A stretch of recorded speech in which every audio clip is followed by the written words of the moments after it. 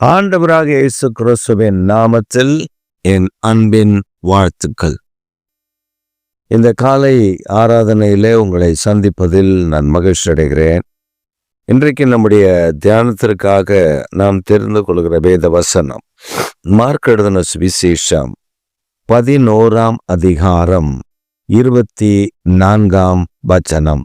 ஆதலால் நீங்கள் ஜெபம் பண்ணும் பொழுது எவைகளை கேட்டுக்கொள்வீர்களோ அவைகளை பெற்றுக்கொள்வோம் என்று விசுவாசியுங்கள், அப்பொழுது அவைகள் உங்களுக்கு உண்டாகும் என்று சொல்லுகிறேன். ஆண்டவர் ஒரு பெரிய நம்பிக்கை ஊட்டும் வார்த்தையை நமக்குள்ளே கட்டளையிடுகிறார். நீங்கள் ஜெபம் பண்ணும் பொழுது எவைகளை கேட்பீர்களோ அவைகளை பெற்றுக்கொள்ளுவோம் என்று விசுவாசியுங்கள், அப்பொழுது அவைகள் உங்களுக்கு உண்டாகும் என்று கர்த்தர் இயேசு சொன்னார். இந்த வேத பகுதி நமக்கு ஒரு பெரிய உண்மையை நமக்கு பறைசாற்றுகிறது. நாம் அநேக நேரங்களில் ஜெபிக்கிறோம். பெரிய பெரிய ஜெபங்களை கேட்கிறோம். அவர் ஜெபிக்கிற ஜெபம், இவர் ஜெபிக்கிற ஜெபம், அந்த ஊழியர் நடத்துகிற ஜெபம், இந்த ஊழியர் நடத்துகிற ஜெபம், அப்படி என்று டிவியில வரக்கூடிய எல்லா ஜெபங்களையும் நாம் கேட்கிறோம். ஆனால் நமக்குள்ள அந்த விசுவாசம் இருக்கிறதா என்றால் இல்லை என்றுதான் நாம் சொல்ல வேண்டும். ஏனென்றால் இப்பொழுது ஒரு ட்ரெண்ட் உருவாகி வந்து கொண்டிருக்கிறது.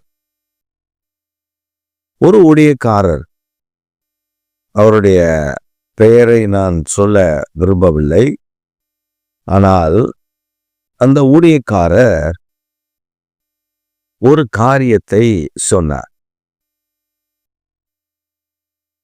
ஜெபிக்க வேண்டும். இப்போ யாராவது விசுவாசிகள் ஜெபிக்க வேண்டும் என்று சொன்னால் அதற்கு ஒரு விலை கொடுக்கவே. அங்க அவங்க பிஏ இருப்பாங்க, அவங்க கிட்ட போய் ஒரு அமௌண்ட் கட்டி டோக்கன் வாங்கிட்டா அவங்க எந்த ஜெபத்தை எதிர்பார்க்கிறார்களோ அந்த ஜெபத்தை அந்த ஊழியக்காரர் ஏறெடுப்பாராம். ரொம்ப அழகா இருக்குல்ல, ரொம்ப நேர்த்தியா இருக்கு. நான் ரொம்ப ஏத்தி இறக்கிலாம் சொல்லலை. காரணம், அந்த ஊழியக்காரர் அப்படி ஒரு பிளான் வச்சிருந்தார். 1000 ரூபாய் கொடுத்தா அந்த கூட்டத்தின் முடிவில் அவர்களுக்காக அவர் தலையில கை வச்சு ஜெபம் பண்ணுவார். அதே போல 10,000 ரூபாய் கொடுத்தா அந்த ஊழியக்காரர் அந்த கூட்டத்தின் முடிவில் அந்த குடும்பமாய் கூட்டி உட்கார வச்சு அவர்களுக்காக ஜெபம் பண்ணுவார். 1,00,000 ரூபா கொடுத்துக்கிற அந்த குடும்பமா இருந்தா அவங்க வீட்டுக்கே வந்து அவர் ஜெபம் பண்ணுவார். இதெல்லாம் ஒரு டாரிஃப். இந்த டாரிஃப் எதற்காக போடப்பட்டிருக்கிறது என்றால், தான் பெரிய சக்தி என்றும் தன்னுடைய ஜெபத்திற்குத்தான் வல்லமை உண்டென்றும் ஜனங்களை நம்ப வைப்பது. ஆனால் இயேசு கிறிஸ்துவினிடத்துல பேதுரு கேட்கிறார். என்ன கேட்கிறாரு? இயேசுவே, நம்ம போன முறை இந்த ரோட்ல இந்த வழியை நம்ம போனப்ப இந்த பாருங்க, அந்த அத்தி மரம், அவ்வளோ கனிகளை கொடுக்கக்கூடிய அத்தி மரம் நல்ல தளன்னு இருந்துச்சு. அதுல கனி இருக்கான்னு பார்க்க சொன்னீங்க. நம்ம கூட பார்த்தோமே, அதுல கனி இல்லைன்னு நீங்க சபிச்சிங்கல்ல. ஆமா, அந்த அத்தி மரத்தை பாருங்க, பட்டு போச்சு. திரும்ப வரும் பொழுது பேதுரு நினைவு கூர்ந்து இயேசுவின் இடத்துல சொல்லுகிறார். இயேசு அதை பார்த்த உடனே, சரி இதுல என்ன உனக்கு ஆச்சரியம்? உனக்கு ஒன்றும் இல்லை, இந்த மலையை பார்த்து பெயர்ந்து சமுத்திரத்தை தள்ளுண்டு போன நீ சந்தேகப்படாம விசுவாசிச்சா அது அப்படியே நடக்கும்ல. அந்த அதிகாரத்தை நான் உனக்கு தந்திருக்கேன்ல. அது பேதுருக்கு மாத்திரமல்ல, சீசர்களுக்கு மாத்திரமல்ல, அந்த வசனத்தை வாசிக்கிற, அந்த வசனத்தை விசுவாசிக்கிற, இயேசு கிறிஸ்துவை சொந்த இரட்சகராக ஏற்றுக்கொண்ட அத்தனை பேருக்கும் அந்த ஆசீர்வாதம் உண்டு. He gave authority on your prayers with faith. நீ விசுவாசத்தோடு ஜெபிக்கிற ஜெபத்திற்கு அதிகாரத்தை ஆண்டவர் தந்திருக்கிறார். சிலர் ஜெபம் பண்ணுவாங்க, அப்படி சும்மா ஒரு ஜெபம் மேலாட்ட ஒரு ஜெபம் பண்ணிட்டு போயிடுவாங்க. ஆனா அது கிரிய ஒன்றும் நடக்காது. உடனே சொல்லுவாங்க, எனக்கு அப்பவே தெரியும், அதெல்லாம் நடக்காது, தெரியாதா அப்படின்ட்டு போயிடுவாங்க. ஆனா அப்படி இல்லை. ஒரு அம்மா இந்த மாதிரி ஒரு கூட்டத்துக்கு போச்சா, அந்த மலையை பார்த்து பெயர்ந்து சமுத்திரத்தில் தள்ளுண்டு போன்னு சொன்னா போயிடும், சந்தேகப்படாம விசுவாச்சுன்னு அப்படியே நடக்கும் அப்படின்னு அந்த போதக பிரசங்கம் பண்ணாராம். இந்த அம்மா கேட்டுச்சு. கேட்டுட்டு நேரா வீட்டுக்கு வேகமா வந்துச்சு. அது வீட்டுக்கு பின்னாடி ஒரு பெரிய மலை. அந்த மலையை பார்த்து சொல்லுச்சு, ஏய் மலையே, நீ பெயர்ந்து சமுத்திரத்துல தள்ளுண்டு போ, நான் உனக்கு சொல்றேன் அப்படின்ட்டு வேகமா மறுபடியும் கதவை சாத்திட்டு உள்ள வந்து படுத்துக்குச்சு. அடுத்த நாள் காலையில எழுந்திருச்சு போய் கதவை திறந்து அந்த மலை இருக்கா இல்லையான்னு பார்த்துச்சான். அந்த மலை அங்கதான் இருந்துச்சு. உடனே சொல்லிச்சேன் சத்தம்மா மலையை பார்த்து, எனக்கு நேத்தே தெரியும் நீ போக மாட்டேன்னு. நேத்தே எனக்கு தெரியும்ல, நீங்க தான் இருப்ப. அப்ப அந்த விசுவாசம் இல்லாத ஜெபம். நான் ஒரு வியாதிக்காக ஜெபிக்கிறேன்னா அந்த வியாதி குணமடையும் நான் நம்பணும், நான் விசுவாசிக்கணும். ஆண்டவர் அவனை குணமாக்குவார், நான் விசுவாசிக்கணும். ஒரு வியாதிச நம்ம இடத்துல வரும்பொழுது அந்த மனிதருக்காக ஜெபிக்கிறோம், ஆண்டவருடைய குணமாக்குவார் நம்பணும், குணமாக்கிறார். முன்பெல்லாம் பிசாசு ஓட்டணும் அப்படின்னா போராடி போறியா அப்படின்லாம் போராடிட்டு கிடந்தோம். இப்ப அப்படிலாம் இல்லை. இப்ப அப்படிலாம் கிடையாது. வேதத்தை வாசிக்க வாசிக்க வாசிக்க வாசிக்க வேதத்துல இருக்கு. பேதுரு நிழல் பட்டு ஓடிச்சு, பவுல் கடிந்து கொண்ட போது போச்சு, இயேசு கடிந்து கொண்ட போது போச்சு. அப்ப நம்ம இடத்துல ஆண்டவர் என்ன எதிர்பார்க்கிறாரு? அதோட போய் போராடி மல்லு கட்டி ஒரு இரவு 2 இரவு 3 இரவு அதோட கும்மி அடிக்கவா? இல்லை, அதை கடிந்து கொண்டு போனா போயிடணும், அவ்வளவுதான். ஒரு சமயம் ஒரு சபையில நிறைய ஊழியக்காரங்க இருக்காங்க, எல்லாருமே ஒரு கூட்டத்துக்கு போயிட்டாங்க. அந்த சபையில பெண்கள் மட்டும் ஒரு 4-5 பெண்கள் மட்டும் ப்ரேயர் நடத்திட்டு இருந்திருக்காங்க. அப்போ அங்கே வந்து 2 பேருக்குமே ஸ்பிரிட்டு, அசுத்தாவி, ஒரே அலக்கடிப்பு. அப்போ அங்கே இருந்தவங்களுக்கு என்ன பண்ணன்னு தெரியல. அப்போ பக்கத்தில் அந்த பாஸ்டர்கார ஒரு கொஞ்சம் வர சொல்லுங்க அப்படின்னு சொன்ன உடனே சரி நேரம் போயிருந்தேன். பார்த்தா இது அங்கேருந்து அது ஒரு அலக்கடிக்குது, இது ஒரு அலக்கடிக்குது. அப்படியே அமைதியாக பார்த்தேன், கவனிச்சு, அவ்வளோதான். நமக்கு அதிகாரத்தை கத்த தந்திருக்காரு. அதுகிட்ட போய் நீ எப்போ போவ, உன் பேர் என்ன, உன் ஊர் என்ன, உன் அட்ரஸ் என்ன, ஏன் நீ போய் அது வீட்டில் குடும்பம் நடத்துறதுக்கா? நம்ம ஆட்கள் அட்ரஸ் எல்லாம் கேட்பான் பத்திரிகையில். அது பேர், ஊர், அட்ரஸ், எங்கேருந்து வந்துச்சு, எங்கே போகுது, இவர் கேட்டு அங்கே போய் அதை வந்து மறுபடியும் அடப்பு இடத்துல கூட்டு வர்றதுக்கா? தேவையில்லை அதெல்லாம். இயேசு எதையுமே எங்கிருந்து வந்துச்சுலாம் கேட்கல, கடிந்து கொண்டார். அதை கடிந்து கொண்டார். அந்த ஆணிவேர் சில சொல்லுவாங்க, அது ஆணிவேர் எல்லாம் கவனிச்சு அப்படி அறுத்து புடுங்கி எடுத்து அதை அனுப்புனாதான். என்ன அனுப்புனாதான்? இவர் என்னமோ ரத்த சிதற மாதிரியும், இவர் என்னமோ மரித்து 3ஆம் நாள் உயிரோடு கூட இடமின மாதிரியும், இவர் சொன்னாதான் அது போறேன்னு சொல்ற மாதிரியும் இருக்கு. அப்படி இல்லை. இயேசு கிறிஸ்து நமக்கு அவர் அந்த அதிகாரத்தை உடையவராய் இருக்கிறார். அந்த அதிகாரம் உடையவர் நமக்குள்ளே வாசம் பண்ணுவதனால் நமக்குள்ள அந்த அதிகாரம் இருக்கு. இப்ப நாம என்ன செய்யணும்? கடிந்து கொள்ளணும், அவ்வளவுதான். அந்த 2 ஸ்பிரிட்டையும் 2 ஆவிகளையும் கடிந்து கொண்டு அது அலக்கழிச்சு தான் இருந்துச்சு. அப்ப அந்த பெண்கள் கேட்குறாங்க, இது எப்போ என்ன பாஸ்டர்? நான் சொல்லிட்டேன், 2 பேரையும் தனித்தனியா உட்கார வச்சு அப்படியே உட்கார வைங்க. நீங்க உங்க வேலையை பார்த்துட்டு நீங்க போங்க.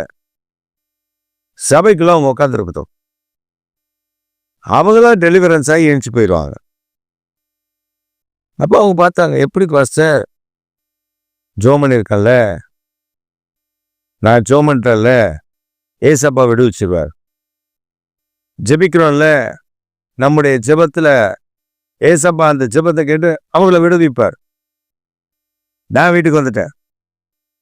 வீட்டுக்கு வந்து அதுக்கப்புறம் எனக்கு கொஞ்சம் வேலை இருந்துச்சு, நான் அதெல்லாம் முடிச்சுட்டு அப்புறம் அந்த அம்மா ஒரு நாள் பார்த்து சொல்லிச்சு, பாஸ்டர் 1 மணி நேரம் உட்காந்துருந்தாங்க, அப்புறம் அதையும் அலக்கழிச்சு கீழே நான் இனி இங்கே இருக்க மாட்டேன்னு போயிடுச்சு. அவங்க நல்ல டெலிவரன்ஸ் ஆயிட்டாங்க. இப்போ ஞானஸ்தானம் எடுத்துட்டாங்க. அவங்க வீட்டுக்காரர் அவங்க பிள்ளைங்கள்லாம் ஞானஸ்தானம் எடுத்து ஐயோ அவ்வளோ சந்தோஷமா சபைக்குள்ள வராங்க. இதுதான் விசுவாசம். அதாவது ஆண்டவர் நமக்குள்ள அந்த அதிகாரத்தை இருக்க. அதனால தான் வேதம் சொல்லுது, நீங்கள் ஜெபம் பண்ணும் பொழுது எவைகளை பெற்றுக்கொள்ளும், ஜெபத்துல எவைகளை கேட்கிறீர்களோ அதை பெற்றுக்கொள்ளும் என்று விசுவாசிங்க. அப்பொழுது அவைகள் உங்களுக்கு உண்டாக பண்ணுகிற கர்த்தர். அதான் சொல்றேன், மலையை பார்த்து பெயர்ந்து போன்னு சொன்னாலும் நடக்குமா? கடுகளை விசுவாசம் இருந்தா போதும். இந்த மலையை பார்த்து பெயர்ந்து அப்படி போ அப்படின்னா போயிருமா? ஆனா நமக்கு ஒரு சின்ன விஷயத்துல கூட விசுவாசம் இல்லை. ஏதோ ஒரு போராட்டமா உடனே அவருக்கு போனை போடு, இவருக்கு போனை போடு, அவர் ஜோமுனார், இவர் ஜோமுனார். நீ என்ன பண்ண போற? கர்த்தர் இந்த காலை வேளையில உங்களை ஆசீர்வதிக்கப்பட்ட பாத்திரமாக வைத்திருக்கும் பொழுது நீங்க ஏன் தரித்திரம் பிடிச்ச பாத்திரமா இருக்கணும்? நீங்க ஏன் தரித்திரமானவர்களா இருக்கணும்? நீங்க ஆசீர்வதிக்கப்பட்டவர். உங்க மேல அந்த ஆசீர்வாதம் இருக்கு. அந்த ஆசீர்வாதத்தை நீங்க இழந்து போகணும். இப்ப இயேசு கிறிஸ்து நற்குல திராட்சை செடி. அந்த நற்குல திராட்சை செடியோட ஏன் கொடி இணைந்து விட்டார்?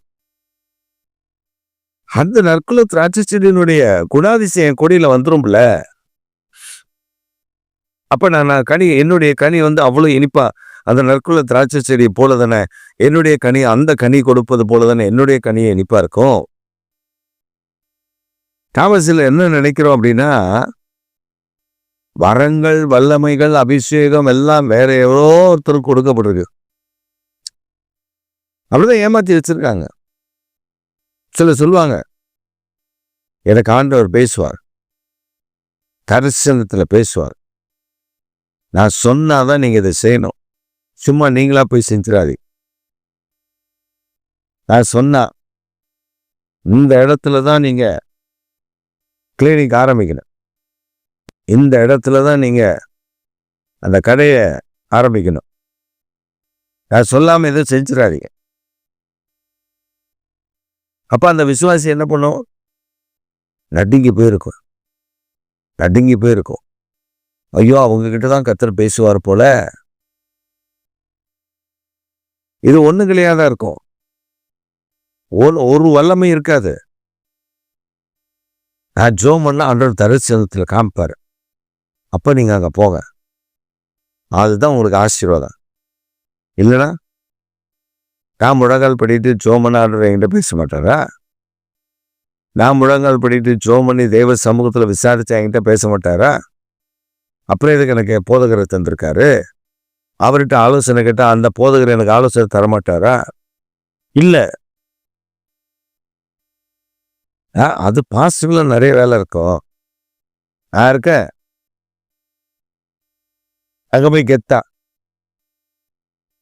நான் தாங்க, நான் தான் இந்த கிளினிக் ஆரம்பிச்சது நான் தான், இந்த கடை நான் தான் கத்திர என்கிட்ட தான் சொன்னாரு. சொப்பனத்துல பேசுனாரா? அப்படியே பார்த்தனா சொல்லிட்டேன். இப்போ பாருங்க அவன் எவ்வளவு நல்லா இருக்காங்க. அவன் அப்பதான் கடை ஆரம்பிச்சிருப்பான். இந்த வாயாடிங்க போய் பார்த்து எதையாவது ஒன்று ஊத்திட்டு வந்துடும். ஒரு 6 மாசத்துல பார்த்தீங்கன்னா அந்த கடையை மூடிட்டு அவன் வேற எங்கேயே போயிடுவான். பார்த்தா நஷ்டமாயிரும். காரணம் என்ன? இவனும் ஜோம் பண்ண மாட்டான். ஜெபிக்கிறவனும் ஜோம் பண்ண விடாம நான் ஜோம் பண்றேன். அந்த ஜெபத்துல பவர் இருக்கு. என்ன பவர் இருக்கு? இயேசு கிறிஸ்து ரொம்ப அழகா சொல்லியிருக்கார். என் நாமத்தினாலே நீங்கள் எதை கேட்டாலும் பிதா குமாரனில் மகிமைப்படும்படி அதை நான் உங்களுக்கு தருவேன். அப்ப நீங்க கேட்டா நான் தருவேன்னு சொல்லியிருக்கார். நாம் எப்படி கேட்கணும்? விசுவாசத்துல தளர்ச்சி இல்லாம என் ஜெபத்தை கர்த்தர் கேட்டு கிரியை செய்கிறார். அவர் ஜெபத்தை கேட்டு இதுல அவர் அற்புதம் செய்வார். நிச்சயமா செய்வாரு. நீங்க பாக்குறீங்களா? ஐயோ இதுல ஒரு அற்புதம் நடக்காதோ? இல்ல, நடக்கும். இந்த வியாதி போவாதோ? போவோம். இந்த இது குணமாகாதோ? ஆகும். விசுவாசிக்கணும். நம்முடைய வாழ்க்கையில நம்ம விசுவாசிக்கணும். அதற்காகத்தான் கர்த்தர் நமக்கு ஒரு ஊழியக்காரர் தந்திருக்கார். அதற்காக தான் நமக்கு திருச்சபையை தந்திருக்கார். அதற்காக தான் நமக்கு ஜெபிக்க கற்றுக் கொடுத்திருக்கிறார். வேத வசனத்தை தந்திருக்கார். பரிசுத்த ஆவியானவரை தந்திருக்கார். இயேசு கிறிஸ்து என்ற நாமத்தை தந்திருக்கார். இதெல்லாம் விட்டுட்டு யாரோ எனக்கு ஜெபம் பண்ணுவாங்க, யாரோ எனக்கு இப்படி சொல்லி கொடுப்பாங்க, நான் போய் அவங்க ஜெபம் பண்ணா அது நடக்கும். ஒன்று சொல்றேன், அந்த மாதிரி போனவங்க நிறைய பேர் வாழ்க்கையில விழுந்து போயிருக்கிறத நான் பார்த்துருக்கேன். நிறைய பேர் வாழ்க்கையில சின்ன பின்னம் ஆக்கப்பட்டிருக்கிறத நான் பார்த்துருக்கேன். அவங்க பேச்சை கேட்டு போய் அவங்க இப்படி செய்ய போய் ஒரு சமயம் ஆண்டவர் நம்ம கிட்ட ரொம்ப அழகா பேசுவாருங்க. அப்படி ஆண்டவர் பேசுறதை மாத்தி விடுறதுக்குன்னே சில பொல்லாத ஆவிகள், நல்ல ஜெபிக்கிற ஜெபாவியை பெற்றவள போல் நம்ம கிட்ட வருவான். ஆனா பொல்லாத ஆவிகள் அதெல்லாம். எப்படின்னு சொல்றேன் பாருங்க. ஒரு சமயம் நாங்க ஒரு ரெட்ரீட்டுக்காக ஒரு இடத்துக்கு போயிருந்தோம். அங்க போனப்ப அந்த ரெட்ரீட்லாம் நாங்க போய் அதுல ஒரு ஸ்விம்மிங் பூல், அங்க பக்கத்துல ரெஸ்டாரண்ட், அப்ப எல்லாம் அவங்கவுங்க எது வேணுமோ அங்க போய் நம்ம குளிக்கலாம், சாப்பிடலாம், அங்க பூங்கா இருக்கும் விளையாடலாம், கடற்கரை இருக்க போகலாம், காலையிலேருந்து சாயந்தரம் வரலும் அங்க நம்ம ஸ்பெண்ட் பண்ணலாம். அப்படிதான் போனோம். போனா அது ஆண்டவருக்கு பிரியமில்லை. அந்த இடத்துல அந்த கூட்டத்தோட போய் நாம் இணைந்திருப்பது ஆண்டவருக்கு பிடிக்கல. இதுல என் பிள்ளை இழந்திருப்பேன். என் பிள்ளை அதுல தண்ணியில மூழ்கிட்டான். பக்கத்திலே ஆட்கள் நபர்லாம் இருக்காங்க, கவனிக்கல. அப்புறம் டக்குன்னு அவளை தூக்கி காப்பாத்தி அந்த பிள்ளைய ஒன்னும் ஒரு பாதிப்பாகாதபடிக்கு கர்த்தர் பாதுகாத்தார். அதுக்கப்புறம் நீங்க பாத்தீங்கன்னா அங்கே எல்லாம் குளிச்சாங்க, நாங்களும் குளித்தோம். அதில் எங்களுக்கு மட்டும், மற்றவங்களுக்கெல்லாம் ஒன்றும் ஆகலை, எங்களுக்கு மட்டும் தோல்வியாதி. ஒரு குறிப்பிட்ட பகுதியில் ஸ்கின் டிசீஸ் வர ஆரம்பிச்சு. அப்புறம் நாங்கள் மன்னிப்பு கேட்டோம் ஆண்டவர்கிட்ட. ஆண்டவரே, நாங்கள் இனி இந்த தவறு செய்ய மாட்டோம். அது களியாட்டு, அது அங்கே எல்லாம் வீக்கெண்டில் குடிக்கிற இடம். நாங்கள் போனது வீக்கெண்ட் இல்லை, அந்த அந்த நாட்களில் அந்த இடத்துக்கு நாங்கள் வந்தது தப்பு. ஆண்டவர் அதை விரும்பலை. அப்போ நமக்கு ஆவியானவர் நமக்கு சொல்லி கொடுப்பார். ஆனால் எங்களை கூட்டு போனவங்க ஆண்டவர் தான் சொன்னார் உங்களை கூட்டு போகணும்னு. ஏன் ஆண்டவர் சொன்ன எனக்கு வியாதி வருது? ஆண்டவர் சொன்ன எனக்கு என் ஸ்கின்ல பிரச்சனை வருது? ஆண்டவர் தானே சொன்னார். ஏன் இந்த மாதிரி இந்த பிரச்சனைகள் உண்டாச்சு? அப்போ அது தேவனுக்கு பிரியமில்லை. அடுத்த முறை அதே போல சாப்பிட்றதுக்கு அந்த ரெசார்ட்ல சாப்பிட்றதுக்காக போயிருந்தோம். அது யார் வேணா போய் சாப்பிடலாம். அங்கே உள்ள லிக்கர் அலவுட்லாம் கிடையாது. இல்லை, நாங்கள் போய் சாப்பிட்டுட்டு வெளியில் வந்தப்போ உடனே அவங்க குளிக்கலாமா, ஸ்விம்மிங் பூல்லாம் இருக்குல்ல, அதுக்கெல்லாம் ஆயத்தமே இல்லை, நான் வரல. அவனுக்கு ஒரு மாதிரி ஆயிடுச்சு. சாப்பிட வந்தோம், சாப்பிட்டாச்சு, கிளம்புவோம், அவ்வளோதான். கிளம்பி வந்துட்டே இருந்தோம். தேவ சித்தம் நம்முடைய காரியத்தில் நம்ம ஜெபிக்கும் பொழுது ஆண்டவன் நமக்கு ரொம்ப தெளிவா, கிளியரா ஆண்டவர் நம்மோடு பேசுவார். முதல்ல ஆண்டவர் சொன்னாரு, உங்ககிட்ட பரிசுத்த ஆவியானவர் பேசுவார். அதற்கு பின்புதான் 2-3 சாட்சிகளினாலே அதை உறுதிப்படுத்தப்படும். உங்ககிட்ட ஆண்டவர் ஒன்று சொல்லாம அமெரிக்காவிலேருந்து ஒரு ஆள் அனுப்பி உங்களை இப்படி நடக்க போகுதுன்னு சொல்ல மாட்டார். பேதுருக்கிட்ட ஆண்டவர் பேசினார். அதுக்கப்புறம் தான் கொர்நேலியு கிட்ட பேசினார். அதுக்கப்புறம் பேதுருக்கிட்ட பேசி பேதுரு அங்கே போக சொன்னார். பவுல்கிட்ட பேசிட்டார். காத்துங்கிற தீர்க்கதரிசி வராரு. அவர் சொல்றாரு, இந்த உருமாறு, இந்த ட்ரெஸ்ஸு யார் போடுறாங்களோ அவங்க எருசலேமில் கட்டப்படுவாங்க. எல்லா ஜனங்களாம் அழுகுறாங்க, அது பவுல் தானே அப்படின்னு. பவுல் சொல்றான், எருத்து ஏயா கரையை பண்றீங்க? எனக்கு ஏற்கனவே தெரியும், கட்டுகளும் காவல்களும் உண்டு, அதை பற்றி நான் கவலைப்படலை. அதான் பவுல். ஆண்டவருடைய தரிசனம், ஆண்டவருடைய திட்டம், ஆண்டவருடைய தீர்மானம், இவைகளை நாம் அறிந்து கொள்ளும்படி ஆவியானவர் நமக்கு அனுக்கிரகம் பண்ணுவார். அதனால நீங்க ஜெபிக்கிறது கர்த்தர் அந்த ஜெபத்திற்கு பதில் கொடுப்பார் என்று விசுவாசிங்க, நம்புங்க. முதல்ல நீங்க ஜெபம் பண்ணுங்க. அதுக்கப்புறமா உங்க போதகரையோ உங்களுக்கு நம்பகமான மனிதர்னா இன்னைக்கு நிறைய கிளம்பிடுச்சு. அந்த ஜெபம், இந்த ஜெபம், அப்படி ஜெபம், இப்படி ஜெபம், ரவுண்டு ஜெபம், நீட்டு ஜெபம், அப்படிலாம் வந்துருச்சு. ஆவியானவர் எப்படி உங்களை ஜெபிக்க தூண்டுகிறாரோ அப்படி ஜெபம் பண்ணி முதல்ல தேவனிடத்திலிருந்து நன்மையை பெற்றுக்கொள்ளுங்க.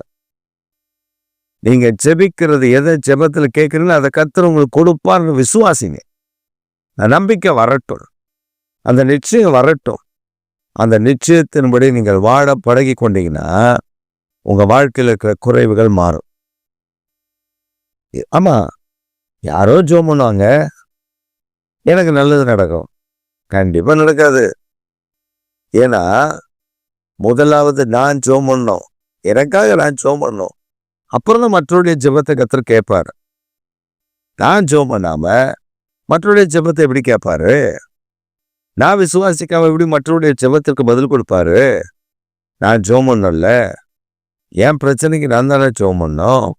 அப்படி நான் ஜெபம் பண்ணும் போதுதான் ஆவியானவர் சிலரை எழுப்பி, இப்படி என் மகனுக்கு பிரச்சனை, என் மகளுக்கு பிரச்சனை, அவங்க ஜெபம் பண்றாங்க, நீயும் ஜெபம் பண்ணு அப்படின்னு சொல்லி ஆண்டவர் அவர்களுக்கு தரிசனத்துல சொல்லி ஜெபிக்க சொல்லுவார். அற்புதம் நடக்கும். அதனால உங்க வாயின் வார்த்தைகள், ஜெபத்துல அதிகாரம் உண்டு, வல்லமை உண்டு. அந்த ஜெபத்திற்கு கர்த்தர் பதில் கொடுக்கிறவர் என்பதை மறந்து விடாதீங்க. உங்க வாய், உங்களுடைய ஜெபம், நீங்க குடும்பமா சேர்ந்து கைகோர்த்து ஜெபம்னா அதுக்கு இன்னும் பவர் அதிகம். நீங்க குடும்பமா சேர்ந்த பிள்ளைகள், மனைவி, புருஷன், பிள்ளைகளோட கரம் பிடிச்சு ஜெபம் பண்ணி பாருங்க, அதுக்கு வல்லமே வேற. கர்த்தர் இந்த நாட்கள்ல உங்கள் ஜெபத்திற்கு பதில் கொடுக்க போகிறார். பதில் கொடுக்கிற தேவன் இன்றைக்கு உயிரோடு கூட இருக்கிறார். ஜெபிப்போமா? எங்கள் சர்வ வல்லமுள்ள தேவனே, எங்கள் நித்திய பிதாவே, இந்த மனமகிழ்ச்சியான காலை பொழுதுக்காக நாங்கள் உம்மை துதிக்கிறோம். இன்றைக்கு ஆண்டவரே, இந்த வசனத்தை கேட்ட வசனத்தின்படி உடைய பிள்ளைகள் ஒவ்வொருவரும் தான் ஜெபிக்க போகிற ஜெபத்துல கர்த்தர் எங்கள் ஜெபத்திற்கு பதில் கொடுப்பீர், ஜெபத்தை கேட்பீர், இதில் எனக்கு நன்மை உண்டாகும் என்ற விசுவாசத்தை கர்த்தர் வர்த்திக்க பண்ணி அப்படிப்பட்ட ஒரு ஜெபத்தை ஏறெடுக்க ஆண்டவனர் உதவி செய்து உங்க நாமத்தை உயர்த்தி விட வேண்டும் என்று நாங்கள் ஜெபிக்கிறோம். பேரை மட்டும் பெருமைப்படுத்துங்க, பெரிய காரியங்களை செய்யுங்க. இயேசு கிறிஸ்துவின் நாமத்தில் ஜெபிக்கிறோம் ஜீவனுள்ள நல்ல பிதாவே, ஆமே ஆமே. என் ஆத்துமாவே கர்த்தரை ஸ்தோத்திரி, என் முழுவதுமே பரிசுத்தமுள்ள நாமத்தை ஸ்தோத்திரி. என் ஆத்துமாவே கர்த்தரை ஸ்தோத்திரி, கர்த்தர் செய்த சகல உபகாரங்களையும் மறவாதே. ஆமே ஆமே. கர்த்தர் உங்களை ஆசீர்வதிப்பாராக.